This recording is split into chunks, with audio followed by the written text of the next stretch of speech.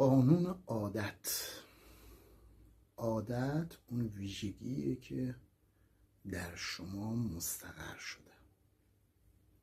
شما در اثر تکرار بیش از اندازه اون ویژگی رو به خودتون گرفتین و الان ناخودآگاه بدون اینکه بدونید دارید تکرارش میکنید، بدون اینکه شما رو خسته کنه دارید تکرارش میکنید. این عادت و اثرات اون تو زندگی شما حاکمه و زندگی شما رو رقم میزنه. اگر عادت بدی باشه اتفاقات بد رقم میزنه، اگر خوب باشه اتفاقات خوب رقم میزنه.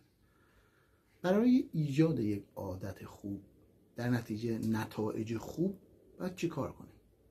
باید اون کار رو دائما تکرار کنیم. وقتی میگیم دائما باید یک کاری رو تکرار کنیم، آدم ها فکر میکنن این کار خسته کننده است. اگر تکرار یک عادت خوب رو مثل کتاب خوندن، مثل روزی 20 دقیقه ورزش کردن تبدیلش کنیم به یک بازی، یک کار لذت بخش. مثلا خودمون رو شرطی کنیم که اگر من این کتاب رو ازش روزی 10 صفحه بخونم به خودم یه جایزه میدم. خودمون رو شرطی کنیم که اگر من روزی 20 دقیقه پیاده روی کنم یا روزی نیم ساعت ورزش کنم این باعث طول عمر من میشه و ازش لذت میبرم. ورزش رو یا پیاده روی رو با کارهای لذت بخش همراه کنید. مثلا توی بازار پیاده روی کنید، تو ساحل، توی پارک، تو فضای باز. وقتی شما یک عادت رو، یک عمل رو با لذت همراه میکنید دیگه اوائل اون سختی اولیه رو نداره. درون شما از انجامش خوشحال میشه.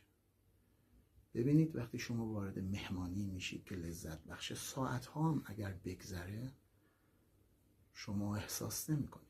اما اگر وارد یک فضایی بشید، وارد یک مراسمی که اونجا براتون سخته، اونجا چیزی نیست که شما رو سرگرم کنه، بودن تو اون مراسم براتون جانفرسا و سخت و کسل کننده میشه.